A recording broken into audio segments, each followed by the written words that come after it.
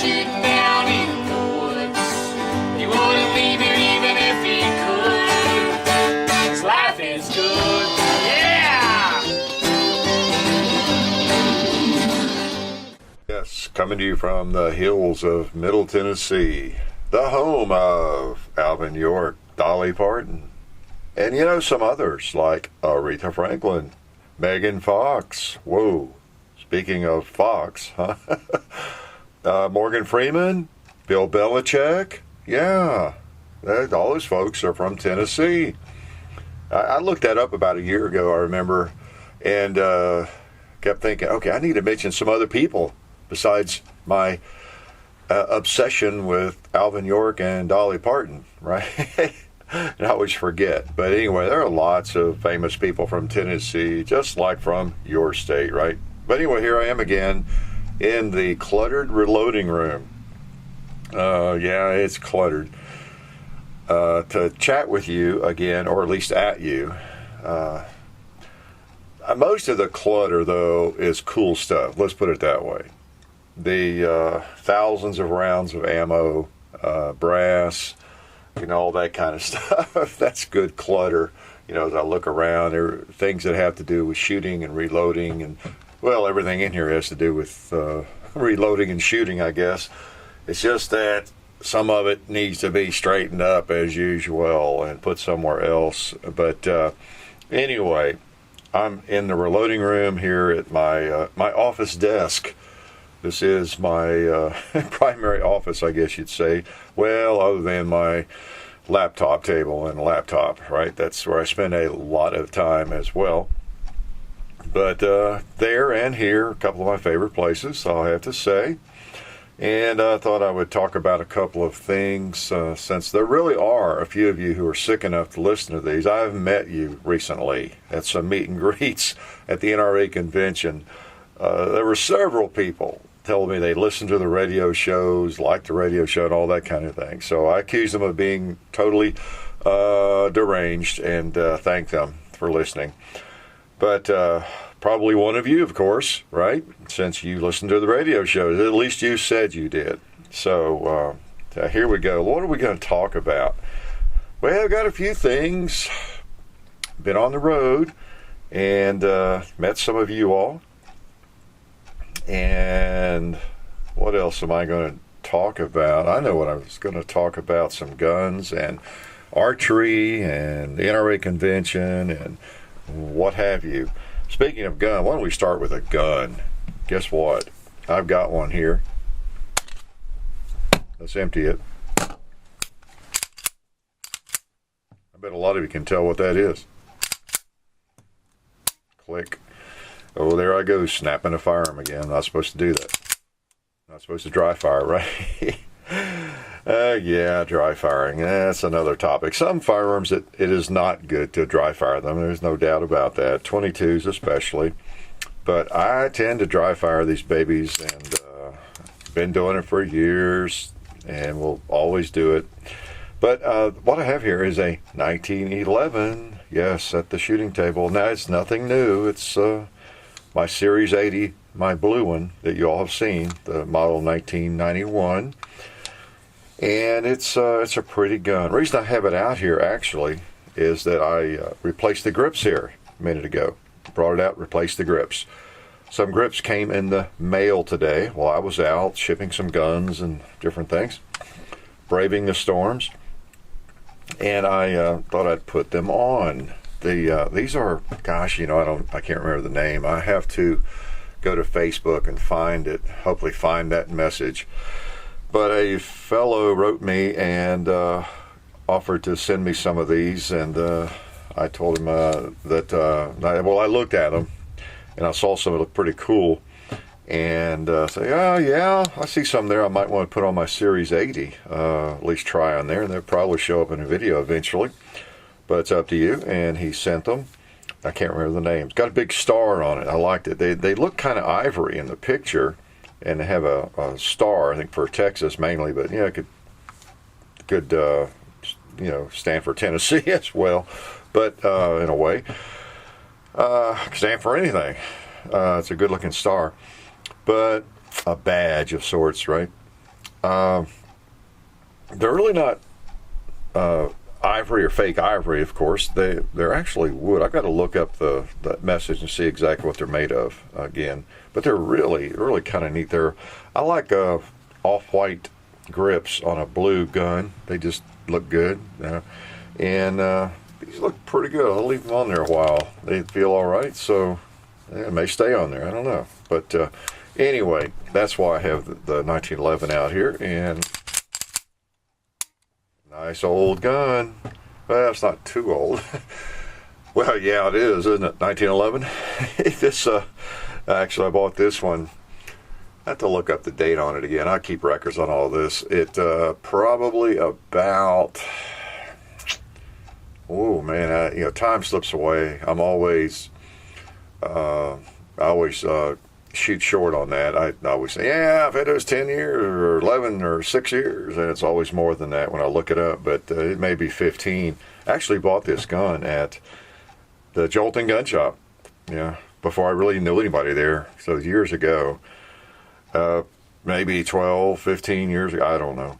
But the Series 80 Colts, if you want a Colt, in a 1911, is a pretty good choice, unless you're looking for a souped-up gun, like Kimber does or Colt. Everybody now, they offer a firearm with all the bells and whistles, the big high-ride beaver tail, and all that sort of thing. But what I like about the Series 80, this 1991 Series 80 from Colt, is the long trigger and the flat mainspring housing. And those were original with the Colt in 1911. Up until the 20s, they had those. And those two features feel the best to me. And I have had original Colts, from the teens that had those features. Now, the only problem is when you go back into you want to invest in a really old 1911, and I mean a 1911 as opposed to an A1. That's back when they had the long trigger and the flat mainspring housing. But they also had a lame grip safety. I mean, it was guaranteed to get pinched. You're going to get hammer bite with those. Unless you're really unusual, you're going to get hammer bite. And you have no sights on them, really, essentially. Well, the cool thing about this gun is you have the same grip safety generally that came, with the A1. It's the newer. Yeah, it's almost 100 years old too. But you get the newer grip safety. It has just a little more to it and prevents the hammer bite. And you have sights that are a little bit better. You got a little bit better. Well, you got significantly better, I'd say, actually, on this one, the Series 80. So. But other than that, it's almost the same gun. Now, you don't have some of the scalping cutouts, but it's just very similar. Very similar. So you kind of got a blend of the best of the old and then just a few things of the newer that don't take away from it. Most people wouldn't even notice.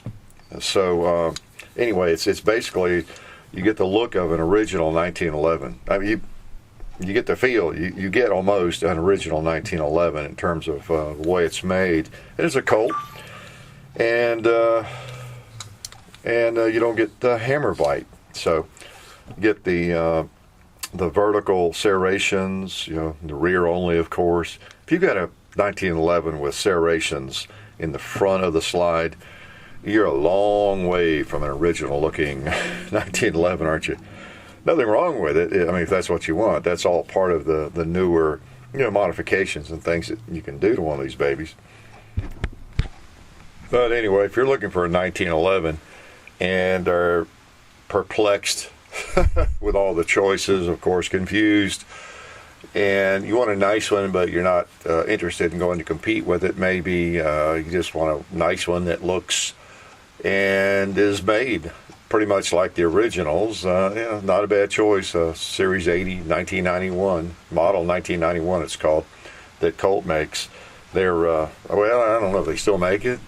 You tell me, I don't know. But they're pretty sweet. John has one in stainless, and then I have this blue one. So you've seen them in the videos. and great shooter. It's a great shooter, and it feels good. So anyway, I got new grips on that baby.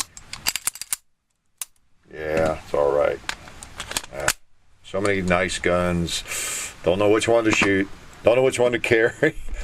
Man, I got a lot of great carry guns. I tell you what, hard to beat. Hard to beat.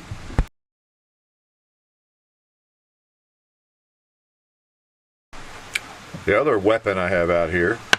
Can you hear that? What'd that sound like? Well, actually, I don't have the weapon. I have the arrows here in my hand.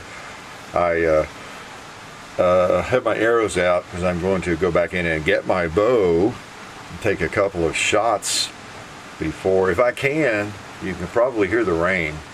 It's we're having torrential rains here today, and it's just a great day to hang out in the reloading room and chat with you. Just try to stay dry. But yeah, I've got the arrows out here to remind me and to make sure I get it out. If you don't know much about archery, well, join the crowd. Actually, I know just enough to be dangerous about it. Hope that rain's not too annoying. It sounds great to me on the tin roof out here in the barn, and you know, just a great ambiance to hang out in the reloading room. I always like coming out here and reloading, trying to clean up or whatever when it's raining. But archery is a great endeavor, a great sport too, if you've not tried it. And if you've not tried it at all, I would recommend you think about traditional archery, you know, with a longbow or a recurve. Now, you know, I don't mean a longbow like one someone carved out of a tree for you, but I mean, that's fine too. But there's some nice longbows. They got a little bit of a modern edge to them. They call them longbows. They're actually a hybrid longbow. And like the one in my video, and of course people all, that's not a longbow, Hickok, that's not a longbow. Well, that's what people call them. They're hybrid longbows. It's what the makers, the Boyers, call them and everything. And, or a recurve. But it is great fun. Once you get your arm, shoulder strengthened enough, which doesn't take much, it's just that a bow uses muscles we don't typically use. And if you've ever been into a buddy's place and you tried to pull his bow back or her bow back, and you thought, oh my gosh, how does he do that? I could never do that. And you can't shoot it well because it takes so much strength or whatever. That is a very temporary condition. Okay, that's very temporary. If you just work with it a little bit, it becomes simple. Now, unless you got a 90-pound bow, which you do not want. You want something, you know, in the 50-pound range, 40-pound range, 60-pound range. I don't know. You read up on it and figure out what you need. But almost everybody gets overbowed, as they say. They think, oh, 75-pound bow, flatter shooting, and, you know, just easier to shoot well. Well, yeah, but it's, you know, with a rifle, that's pretty simple. You can get you a 223 or something that shoots fast, a light bullet, and have a really flat shooting firearm. Now, to get that with a bow, because arrows pretty much weigh about the same, you know, you just have to get something that takes a Herculean effort to pull it back, and that's not really that wise. Maybe, but for most people, it's just not that wise. You know, it's just is not. You really want, well, talk to some other experts. Don't just listen to me, but I've done enough reading on it and everything as I studied it before I bought them. It was the one comment everybody will tell you is that almost everybody, they buy a bow, they get overbowed because they think, the meaning too heavy a bow, too strong a pull weight. When we say weight, that's what we mean, how much it takes to pull it back, like a trigger. You know, we talk about trigger weight, we're not talking about how heavy the trigger is if you put it on a scale, right? So really, think seriously about getting more than a 50-pound bow or a 55-pound. You know, really think so. You need to have a really good reason to crank it on up there to 60 or 70 pounds. Okay, I'll go out on a limb and say that. And And then it's just a matter of getting, I tell you, the best thing to do is to get a piece of rubber tubing of some sort. I picked up a couple of different pieces. I had some surgical tubing. Literally, it was surgical tubing someone gave me from, I don't know, medical supply or something I used for a while. Lost it. There's a lot of devices that are made. You can just go to one of the sporting goods stores and get one of those things that with the stretchy rubber tubes on it to strengthen, to exercise your arms or whatever. They'll have handles on it. I've picked up a couple of those over the years. You can get them in different weights and thickness, and I actually cut the handles off and then I used to keep one in my briefcase if I was getting ready for a match or trying to get my shoulder back in shape. I'd take it to work. I kept one in my office where I taught for a long time, and they were just every now and then I'd just pick it up and just grab in a couple of places. Like I say, you don't need handles. I would double it usually, but you don't even need handles. And just, pretend it's a bow and just use the same action, exactly the same, just pull back and just kind of exercise and do it 5 or 6 times, 10 times, 15 when you think about it. And it doesn't have to be as strong as your bow. Okay? And with that tubing, you can kind of fold it or double it to where it is as strong as your bow as you kind of get your shoulder in shape, or it's not. And just do that a little bit. That actually I discovered over the years, helped me more than even pulling the bow back. It really does. For example, the reason I'm even talking about this is I am going to shoot in a very big 3D match this Friday. Now, am I nervous about how I'm going to do? Because it is the Tennessee Classic at Twin Oaks Club, whatever, up the road a ways. And it's an annual event, and it's huge. Beautiful range. Oh, it's a wonderful site for it. If you're not familiar with it, it's wonderful, wonderful. Twin Oaks, and I guess they got a website. And if you go to stickbow.com on Leatherwall, you can read all about it. So anyway, it's a big event, and I've shot in it. Oh, I don't know, probably 7, 8, 10 times. Seems like it gets flooded out every year. A big flood. This year, it appears we're getting the flood early, like today and tomorrow. So maybe it'll be sunny come the weekend. But, wow, I digressed, don't I? Here's the thing about it. Well, first of all, it's great fun that you can do almost anywhere. In your backyard, probably.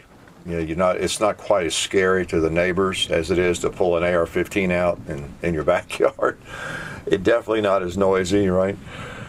And there's all kinds of targets. You see them at every sporting goods store, right? And it's wonderful, the technology of these targets, because you shoot the things with a really powerful bow and walk up and with 2 fingers pull the arrows out. It's just, forget the old styrofoam stuff, the bale of hay, which doesn't stop most arrows, and the styrofoam, you got to fight to get them out, and you tear up your arrows. These bags and things you see are the way to go. I mean, they're worth their weight in gold, and most of them aren't that expensive. So it's a great sport, great sport. But back to another point you thought I'd forgotten about. When you shoot a bow, you can look. I've got 2 or 3 archery videos. We're going to do some more. We've been remiss there, but when you pull the bow back to fire it, I'm talking traditional bow, not a compound bow or anything. Consistency, of course, is king, and you want to pull it back to exactly the same place. Kind of index, you get your left arm straight basically, and then if you're right-handed, pull it back. If you're pulling back with your right hand, you want to kind of index on your jawbone there somewhere with your thumb. Figure out where the index point is, and then release easily. Of course, I'm doing that as I talk to you, like you can see me, right? And then you just release it gently without shaking, hopefully, or pulling left, just like with a pistol. But you have to get the string all the way back. I mean, you need to, really. It's not one of those deals where you can go out and practice with your bow and pull it back. Well, my shoulder's not in shape, so I'll just pull the bow back about a foot, As I get stronger, I'll pull it back further.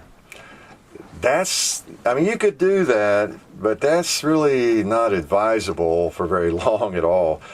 That's the thing about a bow. That's why people mess up their shoulders with them. Because what is it like? It's like, I don't know, if let's say you're a long jumper, and you can easily jump, long jump 18 feet, and you happen to have this canyon by your house that it's 18 feet to get across it. Well, you can normally jump 18 feet with no trouble, but it's 1,000 feet down if you don't make it. That's okay. You can long jump 18 feet without any trouble. You can long jump 22 feet, really. But you hadn't been long jumping for a while, and you got there to practice. Well, maybe it's not advisable to jump that canyon. You know, you can't start out easily, like long jumping 12 feet and then 15 because you go off into the abyss, right? Well, with a bow, you need to come all the way back and get your index point, and every time you practice, basically, all right? When you actually have the bow in your hand. With traditional archery, and it's just the way you need to do it. Well, the point is that takes your full strength to get back there, right? And hold the bow with some strength and release and everything. If your arm is shaking and both arms are shaking because it's taking every ounce of strength to get the string back there, well, you're not going to shoot very well. You're going to shoot your foot or something, or shoot the bird in a tree instead of the target. So I highly recommend some tubing or something like that to kind of get back into it. That's what I've been doing the last couple of weeks off and on, just getting my shoulder. And when I pick up the bow, then I'm okay. I didn't even touch my bow. I had not shot it in about a year, I have to admit. That's the longest I've gone for a long time. Because I used to be almost obsessive about it. I would shoot it regularly back when my buddies and I were going to a lot of 3D archery shoots. But last year, I've just been so busy with firearms, I have not shot it. And so I started messing around with the rubber tubing, getting my shoulder back in shape, here and there. And so when I picked up the bow about 6 or 7 days ago for the first time, it felt okay. I could still tell I was weak. I wasn't quite there. I shot like 7 shots one morning, left the bow out, and shot about 7 more that night before I went, turned in. And I did that for a couple of days. That's kind of what I've been doing. I've been breaking. I actually waited too late, but I'll be okay. I should have started a little bit earlier, but I'm going to take a few shots today. I'm getting back to where I got my strength back pretty well, at least for one match. Here now I'll gradually get it back. So anyway, more than you wanted to know about archery, but that's what I highly recommend. If you decide to try a bow, grab you something to exercise with. Pull it straight back, across your chest. And it will make it so much more fun because you don't want to have to be using every ounce of strength to get the bow back. That's no fun. And when you can pull the bow back fairly easily and, just focus on the target and release, and then you can focus on the important stuff. The strength of getting the string back is not even there. That's a non-existent issue. That's where you want to get to. Okay? So I'm not going to charge you for that information that you really didn't even want to hear on a firearms channel, right? Actually, shooting is shooting, and I do get a lot of requests for more archery stuff. We've got some really avid archers, and so we're gonna do a little of that. Maybe we can make some believers out of you. I miss it. I just have not done it recently for some reason, and I thoroughly enjoy it. I have with the Woods Walk, I have those archery targets up year round. They're there. I just haven't had a need for them for a while. Okay, enough of it on archery. I always say that, enough on something, then I'm not really finished, right? In case you hadn't heard, I don't know when I told this, maybe I did. I years ago had a friend who had a gun shop, and he also had sold archery. He sold compound bows and things. And one day he had one he thought would fit me. I had talked about trying it sometime, and it was actually a hand-me-down of his, and he sold to me really cheap. Let me go out and shoot it first, and as a compound bow, and I did, and it was, I could drive nails with it. It was a compound bow. It had a peep sight and everything. So if you're a shooter and you've got a good release on a compound bow, it's no problem to shoot the darn things. They're easy to shoot well, put it that way, okay? Now, I'm not going to bash compound bows. I had one for several years, and got into shooting 3D tournaments and matches with it, and I got to shoot the thing pretty well. I wasn't really competitive with it, trying to. We didn't even keep score lots of times, but we're shooting the foam animals, deer, whatever they have set up on the courses. It's like redneck golf again. You're walking around the woods and shooting at a foam deer in the woods, or a dinosaur or a gopher, or whatever they have set up there. It's a really nice social sport because it's quiet. You can walk with 2 or 3 people, on your team, whoever you go with, or you can jump in with somebody else. And, obviously they're going to be pretty good folks if they like to go out and walk through the woods and shoot something, right? And that's how I got into it. Well, a friend of mine, like a 30-year friend of mine, always shot a traditional bow.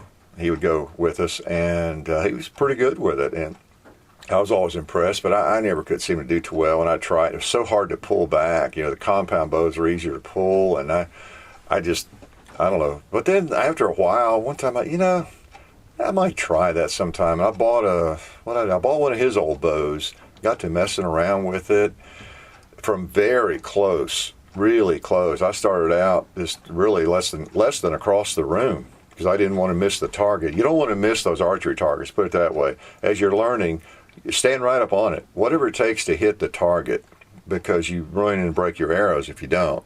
So you want to hit the target. You got to hit that pin cushion, and then you just gradually step back as you can. And so I fell in love with it once I developed my shoulder for it and all that, which wasn't that hard.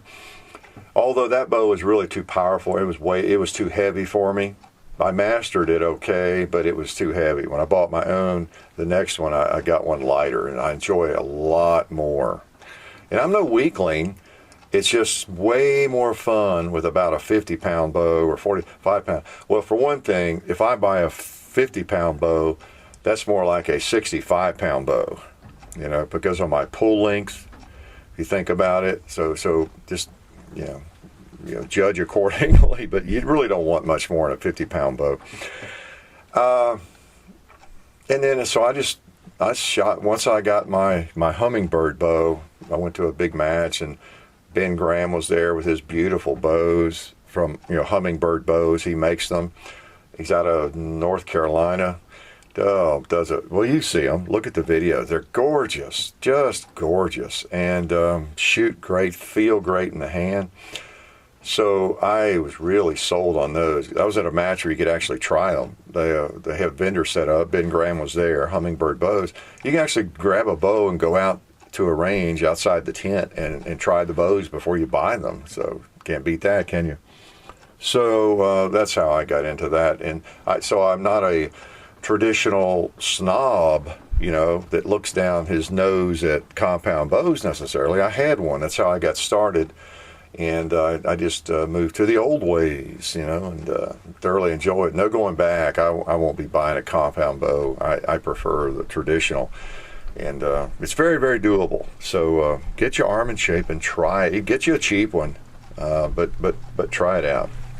I really am finished now with archery. I promise. This is a good indication of how random I am and my attention deficit, how bad it is, I guess. Here I just got back, traveling all week, pretty intense week, exciting week, just really pretty intense in so many ways, but yet I've got arrows lying here, and so they distract me. I noticed them, and I talked 15 minutes about archery or however long it was. But the foremost thing on my mind right now was the trip, to Atlanta, to Barry's Memorial, service, and then up to Indianapolis to the NRA convention, and of course the excitement of that's really uppermost on my mind, I guess, because just got back, and it was quite an event. I hope you get to attend one of those sometime if you like firearms, because it's hard to get into the SHOT Show unless you're some part of the industry. Although, if you work at it, you can do it, okay? I'll give you a hint. If you are close to some gun shops, you're a regular, and you know the owner well, just mention it to them. You'd love to go to the shot sometime. You might have a chance. I don't know. But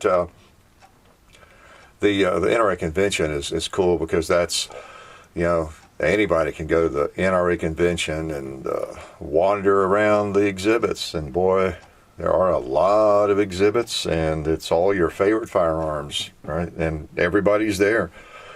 In the shooting industry, just like the SHOT Show. So pretty cool.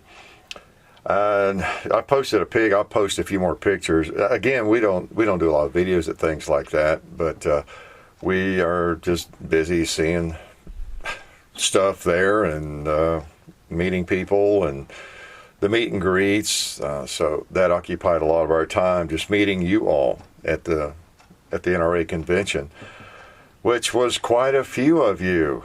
If you listen to this, chime in and and admit that you met me, so people won't think I'm lying, because we met a lot of you and shook a lot of hands, and that's great. That's one of the main reasons we go to those things, to meet you all and say hi and look at your funny faces and let you look at my funny face. But we did the meet and greets at the Federal booth, both on Friday and Saturday. That was pretty cool. Had really good turnout, and didn't really get a chance to talk to the Federal people more than a couple of minutes. Spent all the time talking to you all, which is my preference anyway. So that was really good. Just had a great time, and always enjoy meeting you all. And again, as I've mentioned before, I am just thoroughly impressed with the viewers, you all, the quality of people that we meet that watch our videos. I mean, it speaks to the shooting community. It's a compliment to our channel, the quality of the viewers.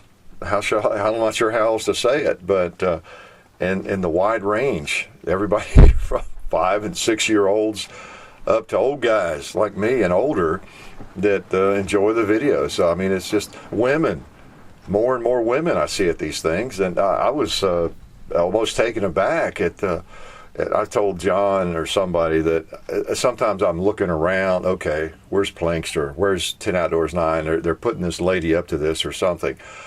But the number of ladies that will come up at these meet and greets, I mean, it's not hundreds or anything, but there'll be 4 or 5 just by themselves. They're not being dragged along by their husband or anything. And that really came up and just were telling me how they enjoy watching the videos, and they've gotten a lot out of the videos and everything, and they're just getting into firearms, or they're part of a women's group, in the firearms, and they're watching the videos and different things. And I don't know, I guess I'm just too, I'm old school in a lot of ways, but I'm just surprised by it, I guess, is what it is. It's great. I think all of us are, to some extent, that so many women are getting into firearms. I mean, look, it's not some sexist thing, or I'm just an old guy. I hang out in gun shops all the time. I go to gun shows all the time. And it's so universally a guy thing, for the most part. But that female percentage of it is really growing, and it's great. It's really good, because the future of the shooting sports, it's everybody. It's youngsters. It's women that are getting involved. It's just wonderful. So the more the merrier, of course, from everywhere. The thing where we're still lacking, I think, is in minorities. And although a lot of minorities are involved in the shooting sports, there's still there's a big gap there as you look around gun shows, I think, and like the NRA convention, just different things. Just the way it is. The shot, anywhere you go. I'm not sure what all the reasons are for that, but I know the NRA is kind of working on that, and hopefully everybody is. That's I don't know. I'm not going to try to analyze that, in the radio show, because I'm not sure what all the reasons are. But we just need shooting to be more mainstream, even than it is, and it is becoming more and more mainstream. As I've discussed before, we've made great strides in that area in the last 10, 20 years, where you don't have to hide to say that you're a shooter. It's just quite the opposite now, I think. And we're seeing evidence of that as more and more people, pop into the sport. And women coming up to me at meetings like that and telling me they watch the videos and they go shoot and all that kind of thing, and they're not a part of their husband's arm, So it's great stuff, great stuff. But anyway, the quality of viewers, gosh, we met so many people, just cool people, great folks. Teenagers and families and older people, and just quite a variety, and people of a lot of different minorities. Speaking of that, not in those big numbers, but just to address that too. Everybody's showing up, and I love that. I love it, and again, it's just overwhelming, and people just saying things that just make you blush, about how they watch the videos and get a lot out of them. And it's just, I still can't believe it, really, because as I've told you all before, there's never been any kind of marketing plan, quote unquote. We've just always done the things that we kind of enjoy doing. John and I are shooters. We've been shooters, most of my life, and John all of his life. And we just kind of, from the very beginning, we just kind of knew what we'd like to see and what we would like to know about a firearm in a video, and that's kind of what we do. So when you kind of plan, it's just, we're just shooters, and hopefully it's worked out, which apparently it has so far. But anyway, great folks. It was great to see you all, great to meet you. Y'all, I hope all of you know I'm on Facebook, and you can reach me at at the YouTube channel, and then of course on Facebook too. But either place, again, I read about every message. Now occasionally I'll get one that's so long and convoluted I just get a headache and I quit reading it even. But I can tell kind of from the start there whether it's something I can finish or not, and although I don't answer everything. But it'd be great to hear from you anytime that we met there at the one of the meet and greets or just whatever. I've already heard from a few of you. As soon as I got home, I had mail from several of you, so that was great. That was a real treat. As I think back, there are several treats of the NRA convention. One of the big ones, of course, was meeting you all, and looking out there and seeing a crowd of you all, line. I mean, I could not believe there was actually a line, waiting to see me, and you people were staying in the line. I told John, I think this is just it's like the Twilight Zone or something. There's an actual line here, 20, 30, 40 people wanting to see me, and I remember I would be thinking when I'm talking with somebody for about a minute there, I said, well, if I talk more than 10 seconds, then they're all going to go away. Why would they not? Why would they not go away? Why would they stand in line to see me? But I didn't see anybody walk away. I don't know. It's still perplexing. And I'm sorry that many of you had to wait in a line like that. It was wild. The first hour and a half or so of the meet and greet segments, and then it kind of calm down after that. But anyway, I don't understand it, but I'm just glad that enough of you enjoy the videos and keep watching them, because we'll keep doing them. How's that? Other interesting things about the NRA convention, what were they? Well, you might have seen my posting on Facebook. I got to talk to Massad Ayoob. And I'm just like anybody else. There are people that I really would like to meet. I don't like to bother people, but there are a few that I'll bother. And I think I've told John before. I think I told him this weekend, maybe even. Look, if I ever see Massad Ayoob, I am going to bother him, because I want to shake his hand. I'm I'm funny about celebrities. I see them, since I've lived in Nashville, you can't help but run into celebrities around Nashville, luminaries in the music business and different things, and I typically don't bother them. I was at a restaurant, Dolly Parton came in with 3 or 4 people once. There was hardly anybody else in that restaurant, and it'd have been easy to go over and say something to her, hi to her, and all that. But I just want to bother her. So I'm that's kind of the way I am. A lot of you are probably that way, because I know you tell me that, but then I tell you, don't worry about bothering me, because I appreciate you watching, and you can always come up to say hi to me no matter where I am. But I was going, oh yeah. What I was going to say is, I told John that if I see Mas Ayub, I've got to speak to him. And John spotted him. I'll be darned if he didn't spot him in a crowd. We were sitting up on a balcony before the exhibit halls opened. And so there I go, running down. I said, oh man. And I took off before John could even speak. I went down these long stairs, and because he was headed down this hallway, and I caught up with him. And it was great. It was great because I spoke with him. He recognized me. I was pleased that he was familiar with the videos. He really was familiar with the videos because he referred to something in a video and a joke about it. So I was doubly pleased because I've been reading his books and his articles for 30 or 40 years, and just wanted to meet him.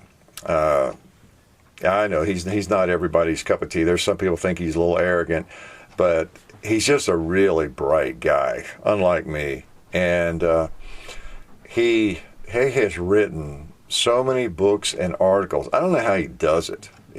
I guess he's still writing as many. I don't buy as many gun magazines as I used to, but I think he probably still is. If you go pick up 10 gun magazines off the rack today, you're going to find his articles probably in 5 of them. I mean, he is unbelievably prolific. I don't know how he does it, and still travel around the country as an expert witness. I know that takes a lot of his time, and training, and who knows what else, But it was great to meet him. Saw Tom Gresham, of course. He's there. If you were there, you probably saw Tom Gresham. He was doing his radio show there right in front of the Ruger booth. And I went over and messed with him a little bit while he was doing the show. I wasn't on the show this time, but I've been on there about 3 times, I guess, or more. He was wanting to schedule another one, but I just was messing with him a little bit. It's always good to see him. And it's funny, I was listening to his show on podcast this morning, and he made some crack about seeing me in the crowd over there. It was telling people to go bother me or something, but he was joking about that, but and again in the crowd, we kept running into viewers, and so many people, are always apologetic about stopping me. Don't ever be that way.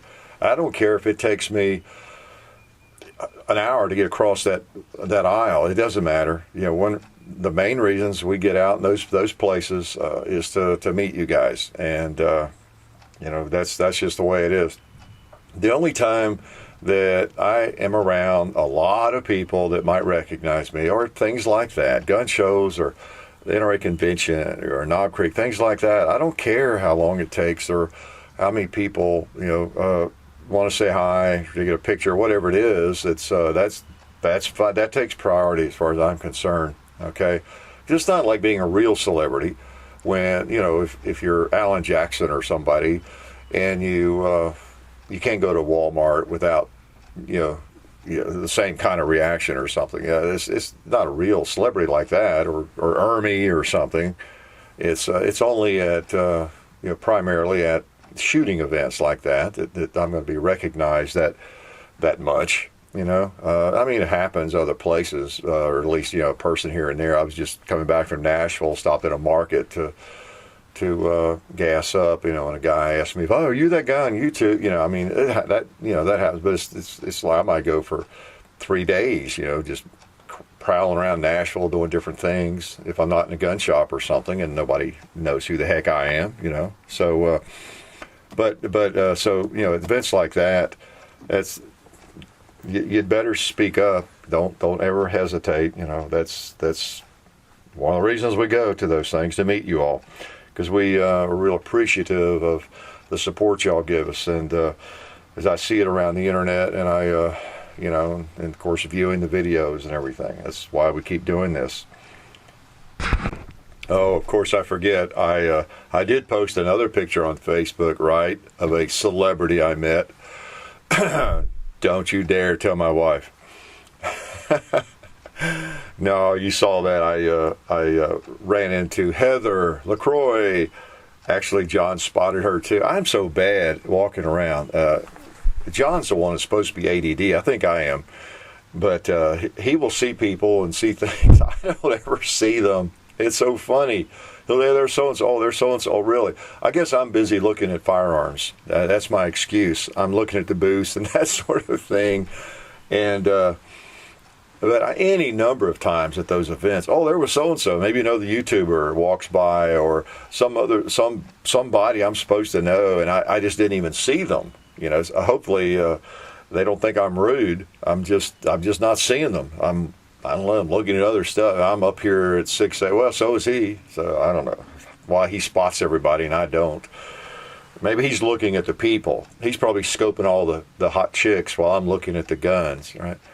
Well, actually, there's a hot chick. I usually see them, right? But hot chicks and the hot guns, I'll usually see them.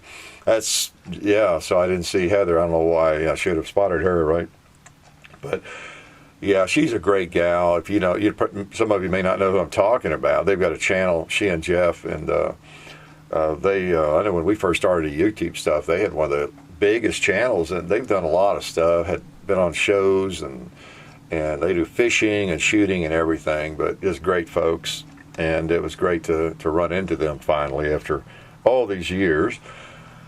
And who else did I spot that you might know? Trying to think. Well, Ermy, of course. Arlie Ermy. He's always there at the Glock booth. He's a major, whatever you call him, not an employee, but he is sponsored by Glock in a big way, and he is always at their booth signing autographs and everything. There's always a line there, so that's cool to see him there. I didn't stand in line to see him, but I've spoken to him briefly, and I see him there at all these things. I've got a picture of him. I might post that, but he's a classic and a great guy, and really a class act. He's real down to earth, just a good fella. He really is. And I don't know how he does it, because when we do the meet and greet type things for 2 hours, solid or more than 2 hours, I was talking to people, pictures and autographs and all those kinds of things. He'll do that. It seems like he's always there at their booth. I don't know how he does. I don't guess he does it all day long, but it's got to wear him out, because maybe he doesn't do it more than a couple hours at a time. I don't know, but it seems like he's always there when I go by, and just being very kind to people and having a good time. So. Good old Ermy. He is a classic. There's no doubt about that. I told John that we need to go over there and stand in line. It'd be worth, standing in line for about an hour and get up to him and just be really quiet till we get up right up to him and then look down on him and say, "You maggot, I want your autograph right now." He'd probably punch me, wouldn't he? You guys don't mind if I fondle this 1911 a little more, do you? Oh man, what a classic! How's that for an understatement? It has been around a while, hasn't it? Fun to shoot, great feel. I still almost laugh at all the arguments about the 1911 versus this and that, and we've done some videos comparing it with different things, of course. But when I do that, I'm trying to just compare it with whatever we're comparing it with, maybe. Not which gun is horrible and which one you want to totally stay away from, never purchase. It's for me, it's just a classic piece of history, great shooter. Obviously, I could carry it. I used to. It would serve me well in self-defense mode. It's just a little heavy, and I don't carry. I carry the Ed Brown a little bit, that short Commander, occasionally, but even it is heavy as compared with a Glock 23 or 27, and much less capacity. You got all those issues we've all hashed out so many times, but when you get right down to it, one of these would serve you just as well as anything else, probably. You want to make sure it's tuned and the extractor is tight, and you know it's functioning. It's functioning reliably, just like a good old revolver. Would serve you well too. And lots of great guns. It's really silly to totally bash almost any firearm. Lots of good ones. And this is definitely one of them. For me, it's become more of one of those great range guns, and something that you could rely on if I wanted to. But it's mostly a range gun, a piece of history for me, and one that I thoroughly enjoy tinkering with, cleaning and shooting, and you may be changing the grips on, and just enjoying it for its place in history and place anywhere. But quite a firearm, man. I tell you, nice. What else are we going to talk about? The big news today, riding into town and back, all the talk and on the TV this morning is about the racism. You're probably familiar with the comments made by the owner of the LA Clippers. If not, you must be living in a cave. It's all over the sports news and the general news and just everywhere. But I don't guess I have anything too profound, of course, to add to that, other than it just seems pretty crazy in the year 2014 for somebody to think like that and make statements like that. But even an old guy like him, even an old billionaire like him, I guess you got a few $1 billion, you feel like you can say anything. I don't know. It's crazy, and you can think anything, and it's bizarre. It's pretty bizarre. See how all that plays out. It's just still beyond me how people can think they're better than other people. Where's that come from? Where in the world does that come from? It's an arrogance that is just incomprehensible, really. And I used to advise my students, bullying is always an issue in schools. And you're going to have some bullying. It's just, immature people. Yeah, you're going to have it. But we always try to really work on that, as most schools do. Watch for it and keep that stamped out as much as possible. It's just not fair, really, for a kid who has to go to school, mandated. You've got to show up at this institution every day or you're in trouble. Your parents are. They're in jail. If you don't go to school, generally at this location or somewhere, if you can afford a private school, you have to go and do whatever you're supposed to do at that building, at that institution. Well, I always feel it ought to be society's role also to protect you while you're there. If you're forced to go there, there ought to be some protection from both physical and psychological abuse, for the most part. I mean, it's not a perfect world. We all, face some bullying, of course, but, you really ought to not have to put up with much of that. It's just that simple. So I've always had a short fuse for that. I just really have. But the point I was going to make about that is, and why I brought in bullying, I guess I was trying to make the kids feel a little guilty, partly, but I mean, there's some truth in it, I think. I would just remind them that some of that's got to come from arrogance. How do you actually try to make somebody feel inferior and give them a hard time for no reason, unless you don't feel better than they are? You feel like you're better than they are. Doesn't it have to come from that to some extent? whether you're a 6th grade middle schooler, an 8th grade middle schooler, or you're a 85-year-old billionaire, or however old the guy is. I mean, in order to say things like that, or to even pick on a classmate in 7th grade unnecessarily and make them feel bad, don't you have to, on some level, think you're better than they are? Yeah, I mean, down deep, whether you admit it or not.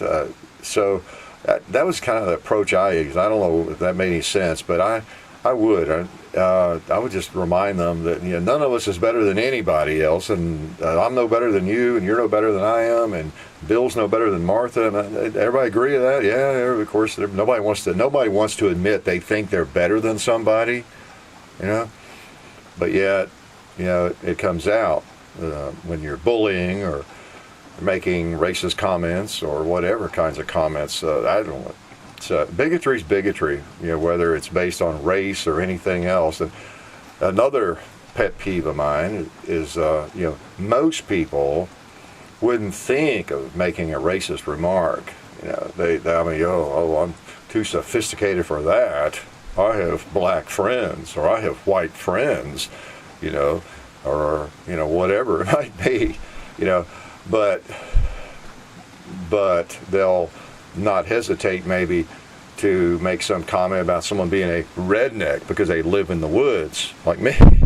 I think about the people that come into our shooting videos sometimes, and they'll, I don't know, they're coming from some liberal background, from who knows where or whatever it is, anti-gun, and not now. I know there are a lot of liberals that like guns. So I'm just an anti-gun background, let me say, and they'll see me. Here I am shooting at some scary-looking gun, obviously an older guy in the country, and they'll leave a comment like, "Old rednecks ought to be killed," or something, or "When are we going to get rid of the old rednecks that are still left around?" or whatever comment. I mean, there's been a lot of those over the years. Not thousands, but more often than they ought to. And I'll delete them, of course, or I'll block them. But I'll leave a comment usually. I don't get any big arguments with people. I just don't do that. But I'll just make a comment to hopefully make some of them think a little bit, because I guarantee you a lot of them think they're really enlightened people. They're way beyond this world of needing a gun and that sort of thing, and they probably live in an urban environment, and they think they're oh so sophisticated. I guarantee you on a lot of them. And I'll just make a comment, "I'm sorry, we don't allow bigots on this channel. Bye," or something like that. And maybe sometimes I use that word inappropriately, bigot, a little strong perhaps, but really it comes down to that. That's the way I look at it. Bigotry is not just when it comes to racism, and I think they need to be reminded of that. To me, you think you're better than somebody, that falls under that same umbrella as far as I'm concerned. One of the things that I love about teaching To Kill a Mockingbird, many of you have seen the movie probably, and it's about racism. Well, if you read the book, it's about all sorts of bigotry. It's not just racism. Racism is one of the things it's about, but there's class bigotry. Oh man, social class, big factor in the novel. Religious bigotry. My religion's better than yours. My color's better than yours. It's a great novel from that standpoint. Great lessons in there. But at any rate, I shouldn't pontificate on things like this. But it's just in the news and it's on my mind. And it's a pet peeve of mine. I'm not perfect either, but I don't know. It just bothers me when people are unnecessarily, stereotyped, or picked on, bullied, made fun of for any reason. It's just crazy. Enough problems in the world, enough challenges. Where's that come from? Wow. If you don't like somebody because of the way they behave, hey, that's our privilege, But to just make statements and have thoughts about people based on where they live, they're a rural redneck, or they're a white guy, or they're an old white guy, or they're a young white guy, or they're an old black guy, or a young black guy, or whatever they are. It's just crazy. It's Jewish or whatever, the long list of ethnicities that people like to stereotype or hate. Yeah. So I don't know. Yeah, I thought you would think we would be beyond that in the year 2014, wouldn't you? And as relates to the shooting community, we especially, need to make sure we avoid any smell of that. Wow. I think the shooting community already has this image of being an old white guy's sport, and maybe there's some truth to that rural folks are pretty well represented, in the shooting community, of course. But it's just not the way it is it? You go to an NRA convention, you look on the internet and around, you see that there's a lot of people, lots of different folks that are involved in the shooting sports. And even if you do go to a big gun show and you look around and you see mostly white guys, that's not everybody. And if we do have people who are bigots amongst us, we need to work on them and make sure they keep their mouths shut. It's just bizarre, Because if you have that think about it. You got someone who owns a professional basketball team, a billionaire, extremely wealthy, must be pretty smart intellectually, I guess, to get to that level. And and they can be like that. Yeah. So any of us can be guilty of it. If he can, I guess. I don't know. I don't know what his background is, but I don't know. Anyway, it's crazy. It's crazy stuff. On another subject, I was listening to, I probably shouldn't talk about all that kind of stuff, but you end up sticking your foot in your mouth or saying something the wrong way, and then somebody misinterprets it. So I but I don't know. It just bothers me.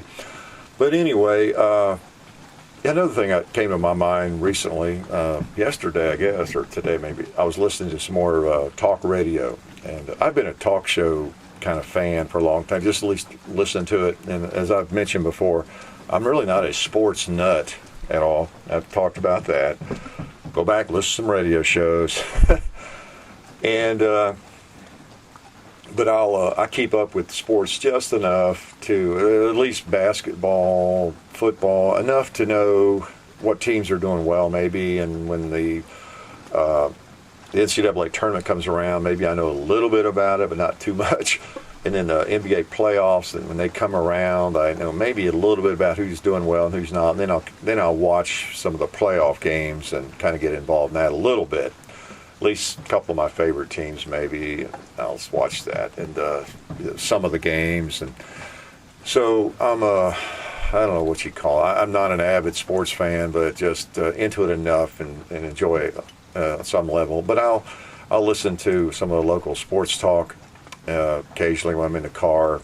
I keep up with it. For one thing, I know a couple of people that do that, and so they have national shows on, and I've talked about this before, but I was listening to some of that this week or last week, and I was reminded again about how appreciative I am that I can just be myself in the videos and like in this, and that what John and I do is not based on drama.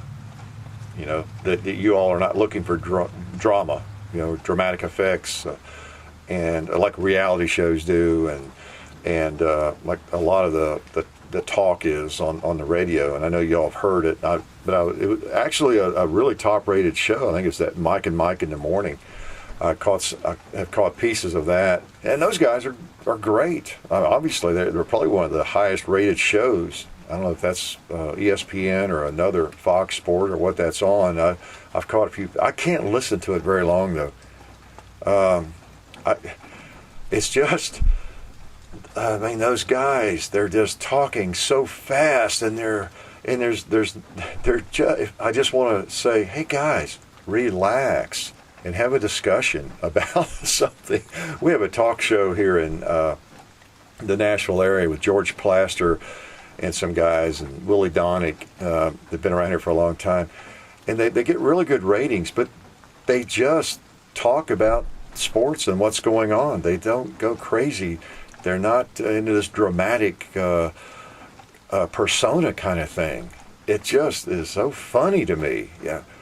Yeah, well, the LA Clippers, they're this, and yeah, when you look at it, I mean, they just get going and going and going, and everything is so dramatic, and you have to have this shtick, you have to have this this strange voice. If you notice in most of the national talk shows, sports talk shows, you got to have this really dramatic voice and this unusual voice of some sort, and it's just, I don't know. Yeah, I think you know what I'm talking about. It's hard to explain, but it's just not like you and me sitting in the den having a cold beverage and discussing the sports, right?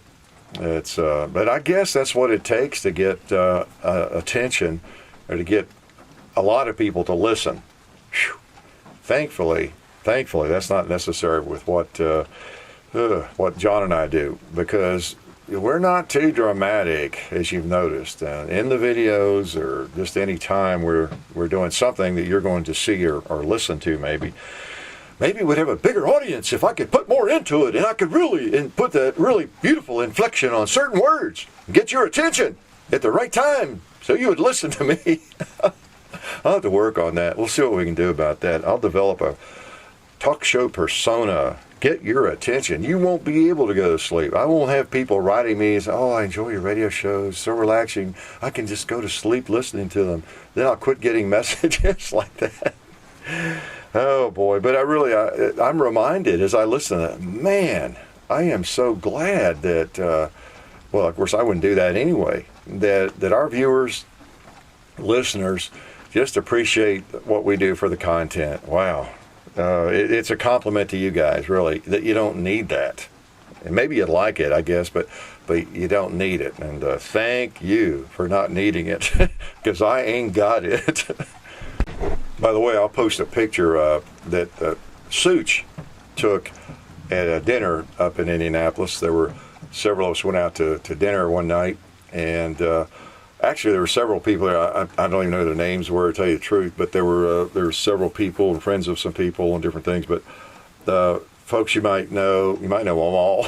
But Such was there, and Zeke from Talking Lead, and Left Hand, and Zeke from Talking Lead, and 10 Outdoors 9, 22 Plinkster, John, me, who else? I don't know. But there were several of us there. I got a picture of some of our faces in it there at the table, and everybody was still sober at that time. Actually, we were sober the whole night, but that was fun. And most of you know Plinkster and 10 Outdoors 9, and then the Talking Lead guys. They're more and more people know about the Talking Lead guys. They're slightly crazy. And their ratings are going through the roof, but they do a good job on their podcast. If you've not heard it, Talking Lead, and you can imagine why they call it Talking Lead, can't you? But that was fun, and Such took the picture. He's not in it. I handed him my camera or my phone, and I said, "Why don't you take a picture here before we get away?" And so he stood up and took the picture. So his face is not in the picture. Unfortunately, because he's the funniest looking one amongst us. Really. Just kidding. Now, Such is a great guy, and I know many of you are familiar with his channel. He's over in the Carolinas, and so he don't get to see him very often, but a great guy, just a great guy. Got to get over there and see him sometime. But anyway, I thought you might enjoy that picture. Sorry you weren't with us at the dinner.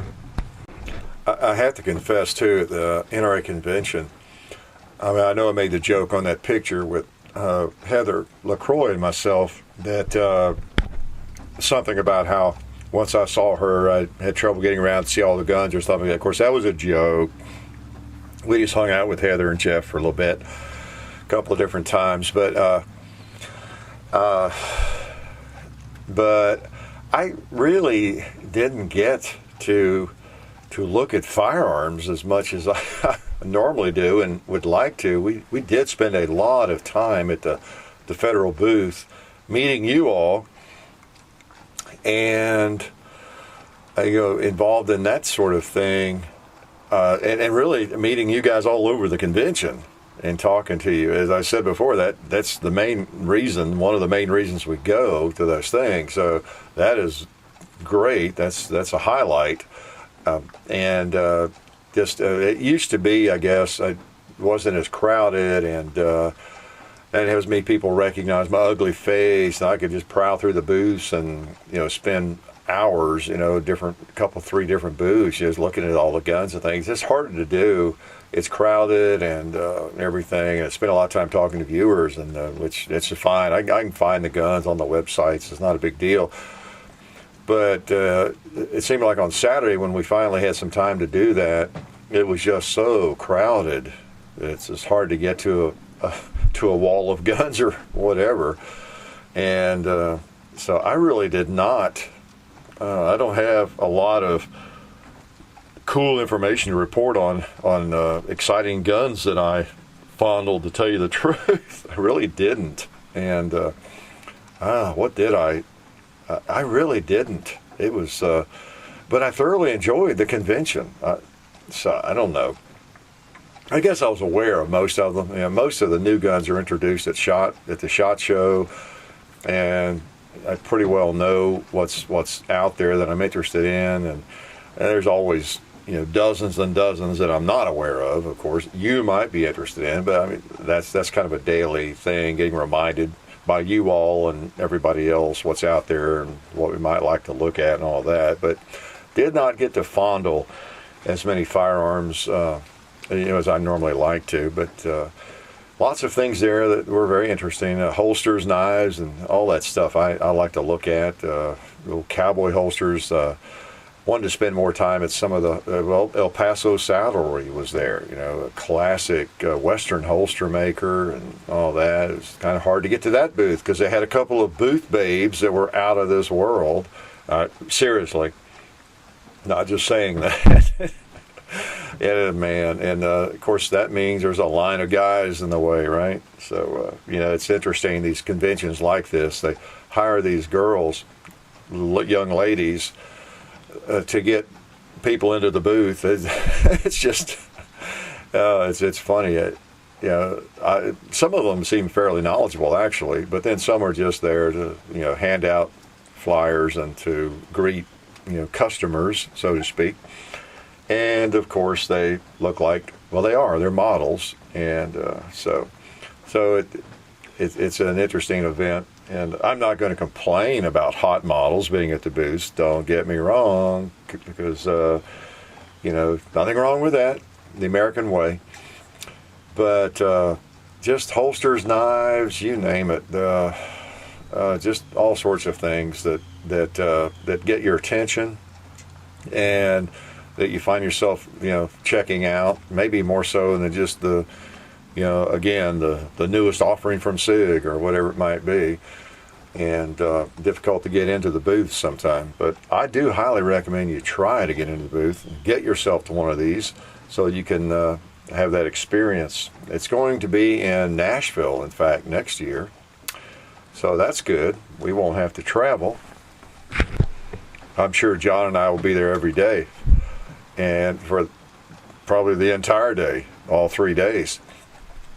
And don't know about SHOT Show, and that's a long way off out there in Las Vegas on the other side of the country, and very expensive to get there and stay and do all that. So I don't know, we'll think about that again, whether or not we're going to spend the bucks to go to that. And really none of these things do I need to be at necessarily, right? It's a big world out there, and the internet connects all of it. So any information you want, is on the internet. So it's kind of a luxury, really, to go to any of these anyway. And but we'll see. Yeah, whether we'll be at the shot, or I know we'll be at the NRA convention, because that's going to be just too easy to get to next year.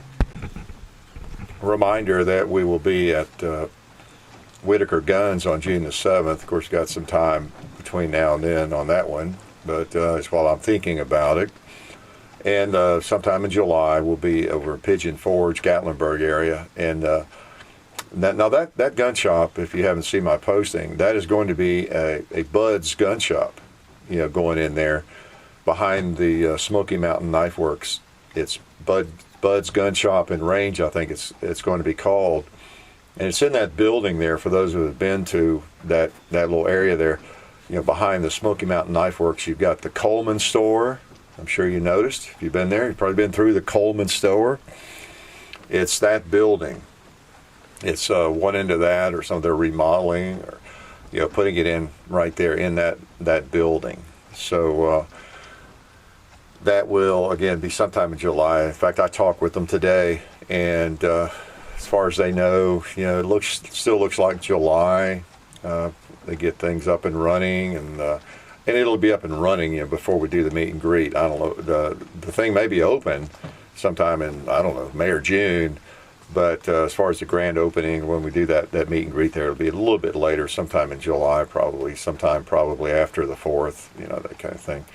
And I'm looking forward to that, because that area, that's a cool area.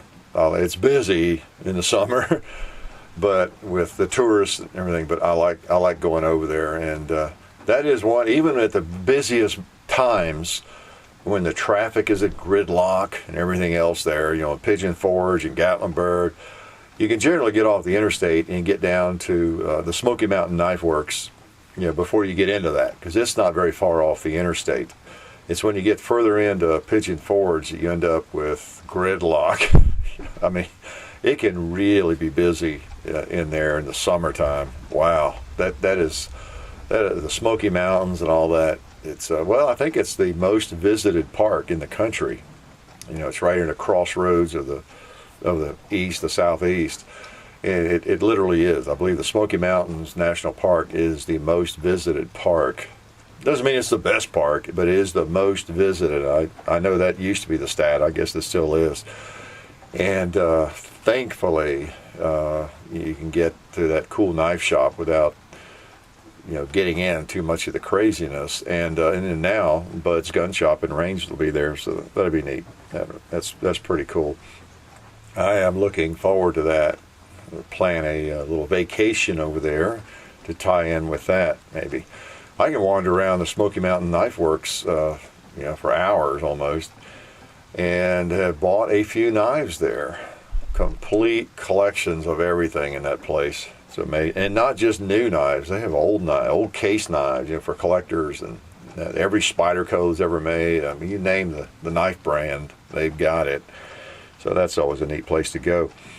And hopefully, if you live anywhere near that area, you'll kind of put that into your mental notes and calendar. Again, I don't know the exact day, but you can be assured I'll let you know once we get that determined, and hope to see a lot of you over there, because I'm looking forward to that. Just better let you guys go. I have rambled again excessively, not only too long, but the rambling factor is probably at an all-time high too.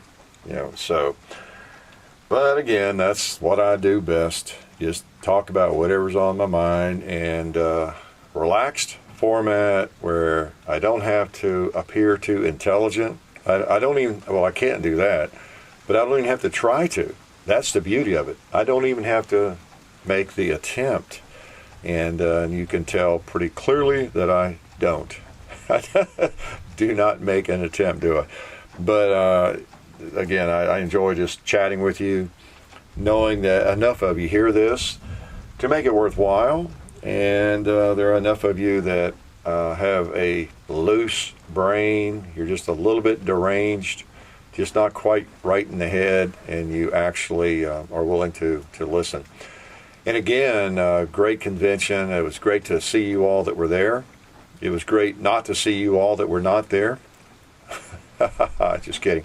No, it was great to see everybody, all you youngsters, all you, I don't know if any of you really young folks actually listen to this, but if you do, it was fun picking on you, and it was fun meeting you ladies, you guys, you old guys, young guys, people from all generations, and it's good to know that all of you listen and watch the videos, that there's such a wide variety of you out there watching, and hopefully getting something out of it, and I really appreciate that. Appreciate you tuning in and not tuning out when I get boring. So, well, maybe you do, but at least you watch enough of it to be familiar with some of it, don't you? So anyway, hope you get a chance to shoot this weekend or this week, whenever, and maybe if not, you can pull out one of your favorite firearms, you know what I'm going to say, and just clean it, maybe over clean it. There's no such thing. Just keep it clean. Enjoy taking it down and cleaning it and lubing it, and knowing that it's in good shape and it is ready for whenever you do get to the range. All right? So, remember, life is good. You've been listening to the Hickok45 radio show. See you on the range.